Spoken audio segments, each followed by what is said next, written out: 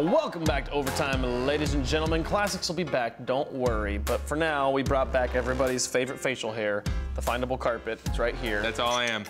I'm just everybody's favorite facial hair. It is your most defining feature, but not my favorite feature. My favorite feature is his personality. We don't need to talk about Wavefunk's favorite feature of findable carpet. That's not good for stream. I don't know. It's a different stream entirely. I don't know. I think we're gonna move on before they shut us down. We're just trying to keep this show on the road. Let's take a look at the European standings. Things were crazy, folks. We set the record for the most undefeated team, and then we broke it. Method went to 5-0. Only team that ever done anything before that was 4-0. And then we had PSG tie them and then beat them. They're sitting up at the top, only undefeated team in RLCS. And if one series to go back to is that PSG Method series. The battle of 5-0s went all the way to Game 5. I won't spoil it for you in case you can't read, but just go back and watch that one. I won't spoil for you between Method and PSG. Who won that game? You won't spoil it for you on the spoilers show. If you're on a 4:3 aspect ratio and you haven't got your computer set up correctly, maybe you don't know. Maybe. At this point in time. Maybe. It was like it's for everyone else, like you can go and watch.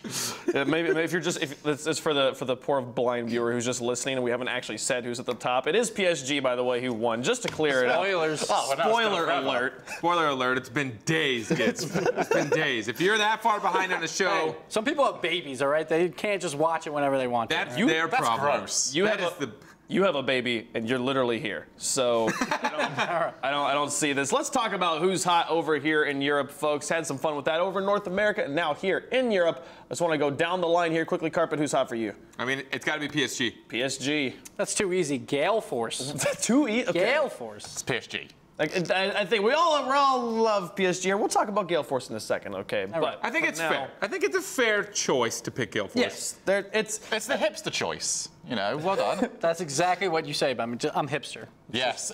Look at the poster child for hipsterism. Right. Carpet, you've been replaced.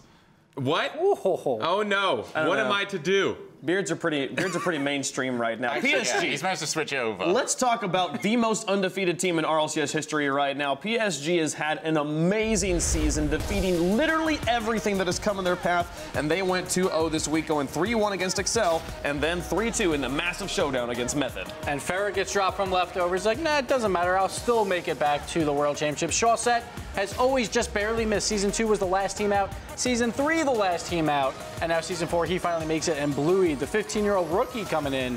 So such a young squad coming in here. Yeah, I think a very good point to make. This is the only team right now in all of RLCS who has clinched a top 2 spot, and they will be going to the World Championships. Well done to them. I'm just super stoked that game actually lasted as long as it did. I mean, the fact that it actually went to Game 5, a lot of times when you see, like, this is it, guys, these are the Titans, and then it's a 3-0 sweep, and they lost like 5-0 every game. So I was just happy to see that both teams respected each other as much as they did. I'm referring to Method for those of you that haven't figured that out. But the Method and PSG game, like, both of them had so much respect for each other, but they didn't hold back. They really went all for it. I love that game because we saw the very beginning, and we've been talking on and on and on and on about Method speed. And I love what PSG did. It was almost like a test of strength between those two squads, where PSG just went, okay, you're fast. We'll try and match it for this very first goal. We'll see if we can outpace you guys. And they did. They picked up the first one. And it really sort of set the tone for the rest of the game of, they'll go for everything. Both teams were trying the same tactics. They were trying for the same things, yet only one team was going to do it better. That ended up being PSG. But at the same time, so they do clinch a World Championship spot, but that doesn't mean they're top 2 in their region. They still have to play through the actual playoff as well. Yes. So, and in Europe, it seems like anyone can win one of these series. So they have to not take the foot off the pedal just yet. Keep going with this and try and get that #1 seed for their region. I think it's funny. You ever like listen to like a song, and you listen to a song, you know it's fast, and you listen to a different song that's like way faster, and then you listen to the other song, and you're like, this song feels really, really slow. It kind of felt to me that way when we were watching the Gale Force Mocket match right after the PSG Method match. You know, I was like, this match feels kind of slow, but it's because of just how fast PSG and Method were playing. Like the Gale Force Mocket match was a pretty good game of 2 very high caliber teams that were rotating very well in the defense, but because of just how high octane the match was with PSG and Method, it was the Gale Force Mocket match. It kind of felt a little slow afterwards, but that was also a good game. Gale Force, we said call them the hipster pick because they're right there in the kind of the middle of the standings, or they're at number 3 right now, 4-2. But they went 2-0 this week, had a brilliant performance. And plus, they have an outside chance for top 2, which we'll talk about later when we go to playoff scenarios. But 2-0 performance from them.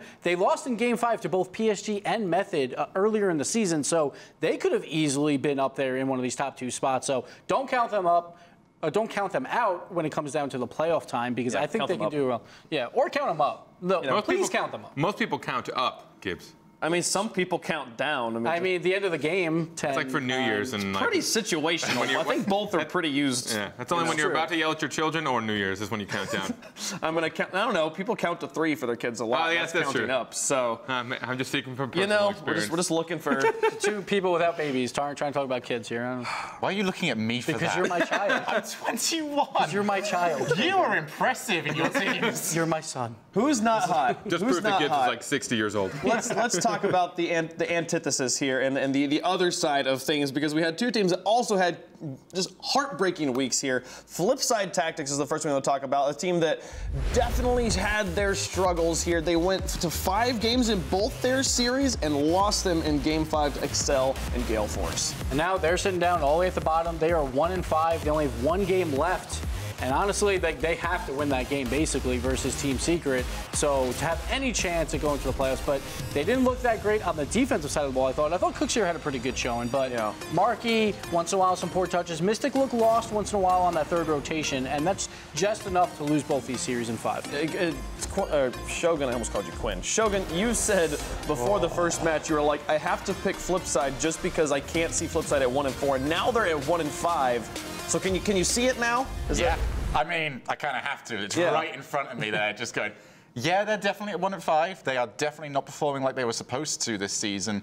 Cooks, like Gib just said, looked very comfortable on that new Batmobile, the old new Batmobile, whatever. I'm not going into that. But the rest of the squad, it's the same problems they've had for a while, now being punished by a region that has just been constantly battling against each other, constantly improving. And then they're the one squad that just hasn't been involved in those battles throughout the summer, and this is the result of it. Yeah, and Cookshare did say that he was much more comfortable in the Batmobile, and he had some fantastic plays. They did go to 5 games in both these series. Like we're talking about them not hot because they lost both their series, but they were very close series here for Flipside. And you know, I guess the biggest question is, you know, should they have been this close? But just even watching these highlights right now, you can see what they're capable of. They're just so inconsistent about when they pull that off, and their rotations really seem to be their weak point. A lot of times, almost all the goals that we saw just previously were because they were having to retreat and they couldn't get back quick enough. It wasn't like an outplay, a demolition. They just were getting beat back to their own half. Yeah. And, I mean, but even like, look at this shot from Mystic. You can't pull, like, if you can pull that off, you're a top caliber team. You can do it. It's just a matter of, like, if you don't do it consistently enough, you're just going to get beat week after week. And being able to do it all 5 games in a row is, I think, what's really difficult for them. That sounds like we're talking about G2 right now. This has been their story, too. A fantastic top caliber team which consistency has plagued them. They're pretty consistent right now. But over in Europe right now, Flipside had a rough week. And let's talk about Maka for a moment here as well. Maka also had a pretty rough week. They're going 0-2, but still hanging around. They're sitting at number 5. They're at 2-3, not the 1-5 record of Flipside. So they are in a little bit better spot. Pretty guaranteed top 6, but there's still some situation where they could not. We'll get more into that later. Yeah, but Maka, like, I thought the Method series was kind of disappointing for them. They basically did nothing throughout the entire series, and that was a chance for them to be like, hey, guys, keep us in that conversation as one of the best teams or a world championship team. And then Method came in and just completely destroyed them. So I think they have to be a little demoralized going into their final week, but they still have a chance. Obviously, all these teams in the quarterfinals, like just like Flipside, I don't think anyone wants to play any of these teams in the quarterfinals. So look out for them going forward. Yeah, Mucket's always been historically a squad that can bounce back from any of these situations. Pashy's got the experience. He's got the leadership. I hope he's going to keep his team going and just have a little bit of a talk. More play time this week, get themselves figured out a little bit more. Against Method, I feel like that was just a play style that they were never going to do all that well against, but they did show up later on the day. They did start playing a little bit better. So I'm going to put this down for the time being as just one bad week. We'll see next week, however, if that's how it was or if it's just a case of, okay, maybe the rest of the pack's better than them. Yeah, I mean, I think we saw Freaky tweeting out like it was just a week to forget for them here, and they have 2 more games to play in the next week, in the last week of league play. So definitely they can improve to 4-3. We'll see how things go as they move forward. But speaking of how things are going so far in the player accolades race for Europe here, who's in the lead for Golden Striker? Might surprise you, might not, depending on how much attention you've been paying. nihlskook still sitting up at the top there, the only person in Europe with a 1 goal per game record or higher. But also, you see both Gale Force and PSG, those 2 hot teams, they're starting to get that offense going on Gale Force. PSG has always been up there. Shawset is one of those big surprises. But nihlskook, with Excel, maybe the surprise of the season. PSG, sure, they're also surprised, but no one expected Excel to have a chance still at top 2, and they control their own destiny going into the final week of the season. I mean, nihlskook kind of foreshadowed it last season, too. He was in contention for spots like this. You know, it's, was it shots last season, or was it? It was goals. It was goals still, right? And even though his team really struggled, you know, he was kind of in more flip side sitting right now, but they still managed to get enough goals for him to be up there. So we kind of foreshadowed that, right? It's like we kind of, I don't want to say wrote him off, but it was hard to truly be like, okay, maybe nihlskook is that because his team struggles so much. But now that he's on a team that can show up week to week, like he's reminding us like, oh, maybe nihlskook is like a player we should really all be careful of. Yeah, and their record doesn't look that impressive right now, sitting at 3-2, but they could end at 5-2 if they have a great week in the final week there. So looking good things for nihlskook right now. Looking over at the assists, who's helping nihlskook and company make these shots happen? Up there at the top, Violent Panda, all of Gale Force somewhere on these leaderboards right now, but also Fairy Peak and Freaky, the F duo there from Mocket. Who's helping nihlskook? Oh, it's nihlskook. Okay. Yeah. Down at 5. Bluey also on the leaderboard here. Clutch playmaker. I actually found that interesting. So Bluey is on the clutch playmaker side, like a lot of assists for his team, and both of his teammates in second and third for the other.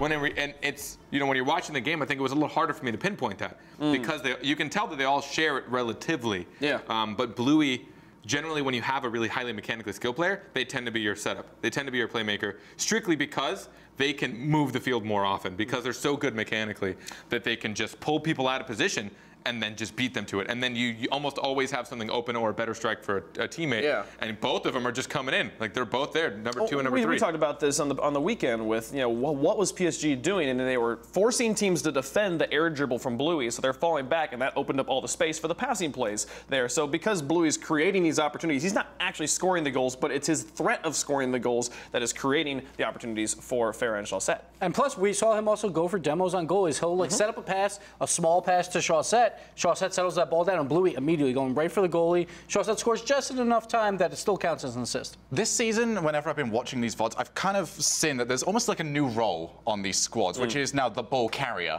which is someone that you just give the ball to. They can air dribble it, they can just go for a regular dribble, but their job is to pull players away from the defense. Yeah. Bluey's a good example of that. Insolence is a very good example of that, of just players that can pull that off so well. And we might see more and more of it as the game continues to grow. Yeah, it's definitely becoming kind of the one role here for that first player out on offense. And now it's moving over to defense, and who's in the lead for Europe here for saves per game. We'll look at the savior of the season. Oh, it's nihlskook. Oh, wow, that's nihlskook. Look at that. Crazy. This guy is having quite the performance. 2.21. Speaking of MVP as well, we have to decide that after next week. And nihlskook being in the top 5 in all 3 categories, making a pretty strong statement so far for it. I think the Shawset was pretty high during the weekend, too, and he'll stay here in the top 3. So definitely a tight race there. Flame from Secret, they've been having kind of a rough season of trying to get wins here, but that does leave them a lot of opportunities to get some saves. So that's here, you know, the accolades for Europe evolving pretty nicely here, but we can take a look at Yummy Cheese Man from OCE. What does he got to say about things and how they're going down under? Thanks, Wavepunk. Throwdown OCE League play has just crossed the halfway line, and we still can't separate any of the teams. There's 3 tied at the top of the ladder and 3 tied just behind them. As we do want to look at who is in the front running to get the player accolades this week and who might be able to get them at the end. Express is leading right now on the Golden Striker with 1.2 goals per game, and despite Chiefs Torsos getting 9 goals off 14 shots in 3 games this week, he's still just behind him at 1.19. For the clutch playmaker, Scylla Esports has Kira, who is at 1 assist per game. And the way that he's been playing, it doesn't look like he is going to be beat. But if it is anyone, it'll be Jam Monticana coming in at 0.93. Avant Gaming Siki is leading up the goalkeeper award with 2.25, which is not a surprise considering Avant Gaming have been one of the most offensive teams in the region, and only followed up by the most offensive team, Conspiracy, who has Walcott just behind on 1.94. It's going to be a great week of league play. Coming up this week is a huge match between Avant Gaming and Conspiracy Esports in match number 2, where both teams must win to be able to make it to PAX. Man, did you hear what he said there about Torsas? He averaged 3 goals a game this week and is still in second. That's how offensive OCE is right now. I think what's nuts is that they have 3 teams tied for first, and then effectively 3 teams tied for I guess second, but not really because they're all going to drop. Fourth, I guess. I guess fourth. Yeah. That's actually insane, the fact that they're all that close, because we are kind of seeing a little bit different over here. And I know that previously in OC, it seemed to be a bigger of a stretch, right? I know sometimes there were just a couple teams that really dominated. So I'm actually stoked to see that many teams are really close in a region that's relatively new to this competitive scene. Absolutely. We can take a look at the RLRS standings for Europe. How are things doing in our sister league there? And at the top, no surprise, just like Fibian over in North America, Leftovers still sitting at 6-0. The 2 teams we were expecting to make it into the RLCS are absolutely dominating their competition in the rival series. Definitely going to see these teams in the promotion relegation. It's just a matter of time at this point. Yep, and the Leftovers, they get that #1 seed no matter what. And then Endpoint and Juicy Kids, they're fighting for that 2nd spot. Absolutely. So, moving forward to week 5 in Europe, the last week of league play here. What matches do we have in store for ourselves? We could take a look. We got 6 matches on the table for you guys. A lot of movement going to happen here. Only 1 team confirmed for top 2. That's PSG, but Method's still going to be fighting for that spot. Gale Force, Excel, a lot of action here. A lot of movement can happen. That very first game, Method versus Excel. Excel has to win that 3-1 or better to have a chance for a top 2, and then they control their own destiny later on versus Mocket. Yeah, there's a lot of stuff, a lot of movement to happen at this point, and if you want to know what does my team have to do to make it into the playoffs, we've got some information for you. The next segment here, we're going to do the playoff scenarios. Gibbs is just going to walk us through what every team has to do to make it into the playoffs or to make it into the top 2, depending on where they are at right now. If you want to know that, stick around. Overtime will be right back.